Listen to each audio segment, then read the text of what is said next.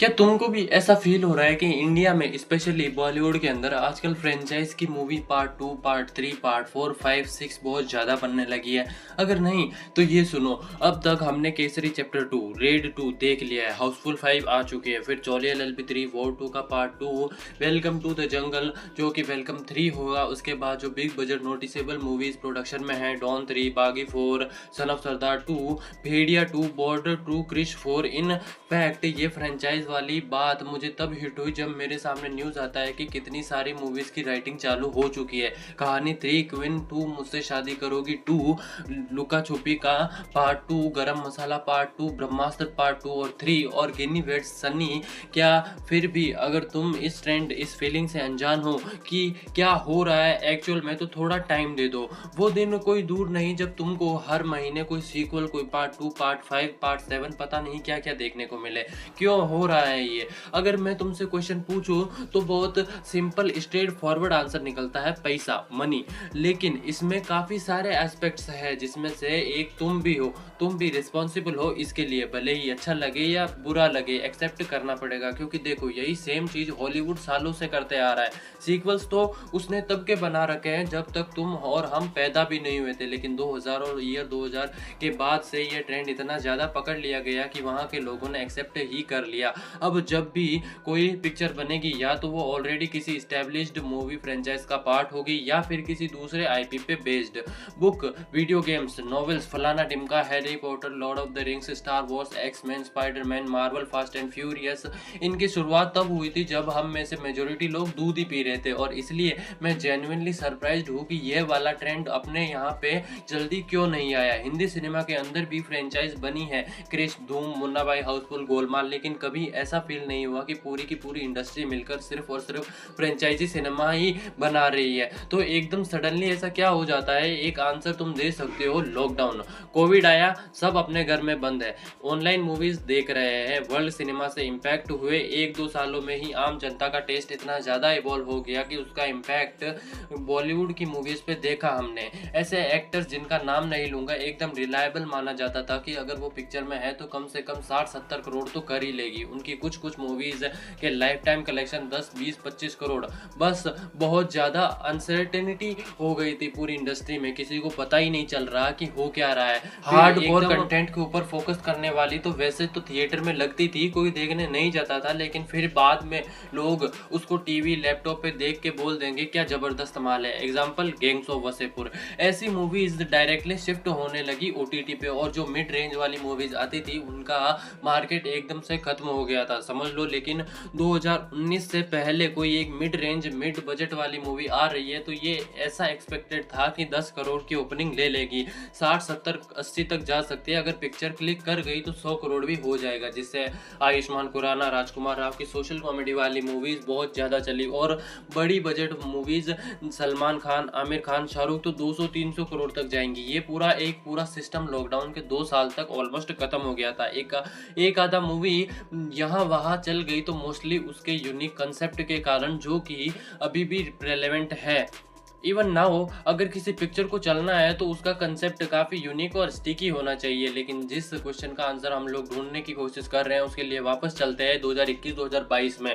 हर कोई जो Hindi film industry को फॉलो कर रहा है वो वंडर कर रहा था कि अब पूरी इंडस्ट्री कहाँ जाएगी। जब तुम्हारा कुछ भी नहीं चल रहा हो तो कहाँ जाओगे? लोग बोल रहे हैं बॉलीवुड खत्म हो जाएगा, सिर्फ साउथ की मूवीज़ देखो। एक जो स्ट्रेट फॉरवर्ड आंसर सबके सामने था, ना कि pick good unique script, picture की कहानी ऐसी हो जिसका ग्लिम्स अगर तुमने ट्रेलर में दिखाया तो लोगों के अंदर अर्जेंसी आ जाए कि भाई अभी देखना है इस मूवी को। लेकिन इस आंसर के अंदर एक बहुत बड़ा मेजर फ्लॉ है रिस्क का। It is risky. तुम एकदम अलग चीज़ के ऊपर पिक्चर बना रहे हो जो लोगों ने शायद देखा ना हो, या फिर ट्रेंड से एकदम ही उल्टा चले, तो या तो वो एकदम से हुक कर जाएगा या फिर वही हुक तुम्हारी कह के लेगा। और किसी भी बिजनेस का एक बहुत बड़ा प्रिंसिपल होता है कि रिस्क को तुम जितना कम कर सको उतना बेहतरीन है। वही घिसी पिटी स्टोरी लाइन पे वही घिसा पिटा एक्टर अपनी एक्शन मूवीज क्यों बनाता है जहाँ पे वो ऐसा कर रहा है? तो 10 करोड़ लोग उड़ रहे हैं क्योंकि उनको रिस्क नहीं लेना है। एक्शन एक ऐसी चीज है जो लोग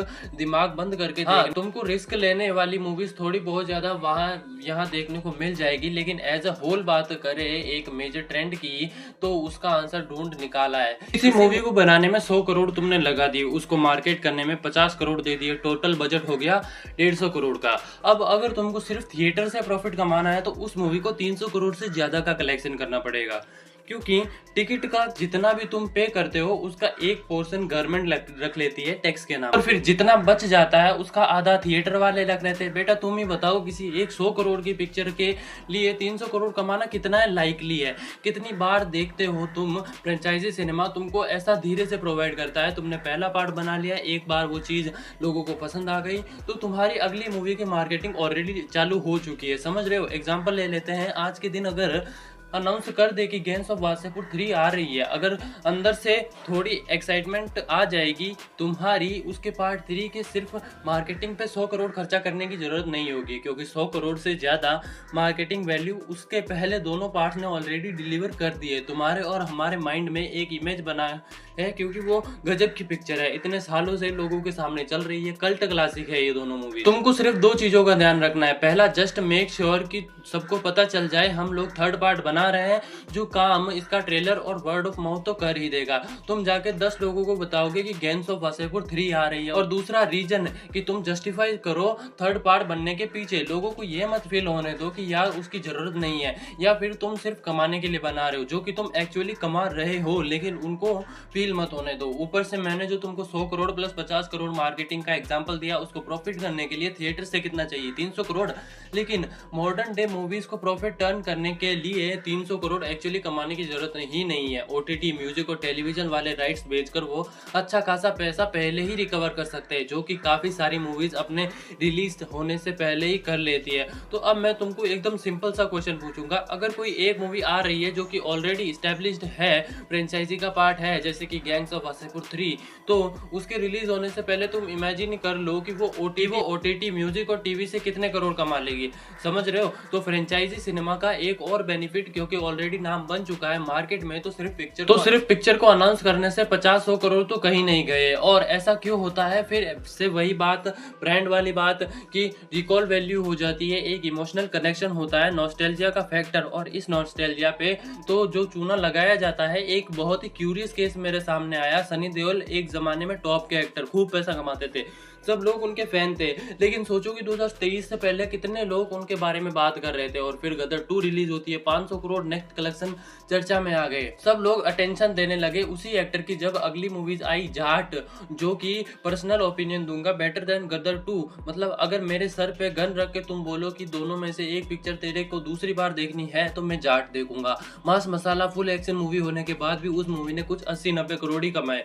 तुम बताओ कि जब एक्टर का इतना नाम वापस आ चुका है तो दूसरी मूवी ने 5 गुना कम क्यों कमाया? सिंपल सा रीजन है, 500 करोड़ क्रॉस करने वाली गदर 2 के अंदर वो फ्रेंचाइजी, पहले गदर का इमेज लोगों के माइंड में था, तो वो लोग गदर 2 देखने गए। वही सनी पाजी ने 25 साल पहले कोई जाट मूवी बनाई होती तो जाट 2 आती, तो वो भी 300-400 करोड़ कमा के जा सकती थी, जो कि अब एक्चुअली वो लोग बना रहे हैं। हाँ, जाट सीक्वल ऐसा कुछ बनने वाला था, लेकिन मेकर्स ने खुद बोला है कि वो लोग बना रहे हैं जाट 2। यही सेम चीज प्रोड्यूसर ने नोटिस करी लॉकडाउन के बाद, जो हाईएस्ट ग्रोसिंग मूवीज है उनकी लिस्ट निकाल के देखोगे तो उसमें 70 से 80% तुमको सिर्फ फ्रेंचाइजी वाली मूवीज देखने को मिलेगी। KGF 2, पुष्पा 2, गदर 2, पठान भी कंसीडर कर सकते हो, क्योंकि वो स्पाई यूनिवर्स से कनेक्टेड है। स्त्री 2, इवन अभी जो रेड 2 आई थी, it was doing surprisingly well, लेकिन क्योंकि रेड 1 एक अच्छा रिकॉल वैल्यू है, तो उसका बेनिफिट पार्ट 2 को मिल रहा है। पहले ऑडियंस जो थोड़ा बहुत स्प्रेड करके एक्सपेरिमेंटल मूवीज देखने चले गए थे थिएटर के अंदर, वो अब काफी ज्यादा कंसंट्रेटेड होते जा रहा है। इसलिए अगर कोई मूवी चल गई तो वो बहुत ही ज्यादा चल गई, मतलब पूरी दुनिया के बाहर छावा। लेकिन अगर नहीं चली तो इतना गंदा पिट जाती है। तुम इमेजिन करो, अजय देवगन की एक मूवी जिसका नाम है औरों में कहा दम था, उसने 10 करोड़ भी नहीं कमाए थे।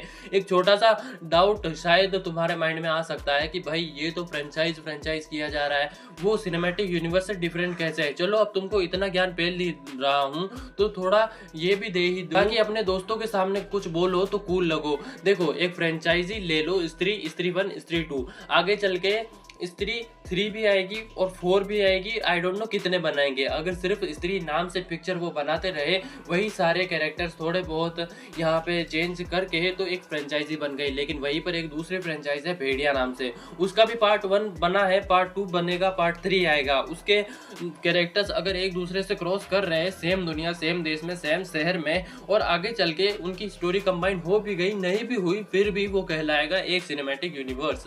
गोलमाल के कितने 4 मूवीज आ गई है, लेकिन वो एक सिनेमैटिक यूनिवर्स नहीं है, क्योंकि इकलौती फ्रेंचाइज है। हाँ, उसमें से तुषार कपूर का जो कैरेक्टर है, उसके ऊपर उन्होंने एक अलग सी पिक्चर बना दी है, एडवेंचर्स ऑफ माय AO। आगे चल के फिर उस नई मूवी के कैरेक्टर्स गोलमाल में आ सकते हैं, गोलमाल वाले उसमें जा सकते हैं, जैसा स्पाई यूनिवर्स के साथ हुआ। तो बेसिकली 1 2 3 4 मूवीज को जब तुम साथ में लो तो वो बनती है फ्रेंचाइजी, और 1 2 3 4 फ्रेंचाइज को जब तुम साथ में ले आते हो तो वो बनता है सिनेमैटिक यूनिवर्स। लेकिन हम लोग अपने ओरिजिनल टॉपिक पे आए तो ये फ्रेंचाइजी वाला क्रेज लग चुका है, आगे चल के और बढ़ने वाला है ना। उसमें काफी एक बहुत इंपॉर्टेंट चीज है, even now they need to make a good movie, भले ही वो पार्ट 2 पार्ट 3 जो भी बना रहे हो, क्योंकि हमारे सामने लेटेस्ट एग्जांपल पड़े हुए हैं, टाइगर 3 सिंघम अगेन। ओपनिंग तो उन्होंने अच्छी ले ली, लेकिन पिक्चर अच्छी नहीं थी, इसलिए आगे चल के उतना पोटेंशियली ज्यादा नहीं कमा पाए, 20-20 पे रुक गए दोनों। वहीं पर अगर तुम कितने सारे लोग एग्री करोगे कि भूल भुलैया 2 या भूल भुलैया 3 क्यों चली, नॉट बिकॉज उसकी स्टोरी बहुत थी या फिर उसके अंदर जो एक्टर्स थे उन्होंने एक्टिंग एकदम ही गजब की, वो इसलिए चली क्योंकि वो भूल भुलैया का पार्ट है। और इन दोनों मूवीज का सिर्फ नाम अगर दूसरा होता ना तो आधी कमाती। और टाइगर 3 सिंघम अगेन से एक और चीज प्रूव करती है कि सिर्फ एक्टर्स को साथ में लाने से या फिर कैमियो डालने से पिक्चर नहीं बनने वाली। मतलब इनिशियली थिएटर्स तो भर लोगे, लेकिन वो लोग उतनी जल्दी गायब भी हो जाएंगे। फाइनली ये सबको एकदम सिंपल स्ट्रेट फॉरवर्ड बताना हो तो एक मूवी बनाने के पीछे हिंदी सिनेमा में 3 सबसे इंपॉर्टेंट पिलर्स होते हैं, जिनके डिसीजन पे डिपेंड करता है कि आगे चल के कैसी पिक्चरें बनेंगी। सबसे पहला और इम्पोर्टेंट पिलर प्रोड्यूसर्स, जो कि पैसा लगाते हैं, उनको भी चाहिए कि भाई हमारा रिस्क कम हो और ज़्यादा से ज़्यादा रिटर्न मिले। दूसरा इंपॉर्टेंट पिलर आता है एक्टर्स का, जो डिसाइड करते हैं कि अच्छा मैं ये पिक्चर में काम करूंगा तो उस पर उतना बड़ा बजट मुझे मिलेगा, और कोई बड़ा एक्टर काम करने के लिए रेडी नहीं है तो स्क्रिप्ट बनेगी ही नहीं। भाई एक्टर्स को चाहिए कि मैं एक के बाद एक हिट मूवीज देते जाऊं, ताकि मेरा करियर जो है वो अपवर्ड मोमेंट पे चलता रहे। आई डोंट नो तुमको पता है कि नहीं, लेकिन सीक्वल्स में बात की जाती है कि एक एक्टर के अंदर कितना पोटेंशियल है ओपनिंग लाने का, कि वो 10 करोड़ वाला एक्टर है वो 15 करोड़ की रेंज में लाता है, वो 30 करोड़ वाला है। और तुम अपनी रेपुटेशन इसमें कैसे बढ़ा सकते हो, एक ऐसा तरीका फ्रेंचाइज नाम से। ओपनिंग तो मिल भी जाएगी भैया। और तीसरा सबसे इंपॉर्टेंट पिलर है जिसने डिसाइड किया कि ये फ्रेंचाइज वाला ट्रेंड अब और बढ़ेगा, जो कि शायद इतने टाइम से प्रोमिनेंट में नहीं बढ़ रहा था। वो तीसरे इंपॉर्टेंट पिलर हो तुम, यानी कि ऑडियंस। और लॉकडाउन के बाद से बॉक्स ऑफिस एनालाइज करोगे तो मेजर ट्रेंड यही दिख रहा है कि कुछ चुनिंदा मूवीज मार्केट लेके जाती है, बड़ा कमाती है, जिनके कारण ओवरऑल पूरे बिजनेस का कलेक्शन बढ़ तो रहा है, लेकिन वो इक्वली डिस्ट्रीब्यूटेड नहीं है। क्योंकि आजकल की जनरल ऑडियंस ऐसा ट्रेंड दिखा रही है कि हमको सिर्फ 2 इंपॉर्टेंट चीज़ें चाहिए, या तो कुछ बहुत ही यूनिक दिखा दो और उसको मार्केट करो दबा के, या फिर दूसरा कि नई बोतल के अंदर वही पुरानी वाइन है। तो ये थी हमारी वीडियो कैसी लगी कमेंट में ज़रूर बताना। मैं मिलूंगा किसी और वीडियो में। जय श्री राम।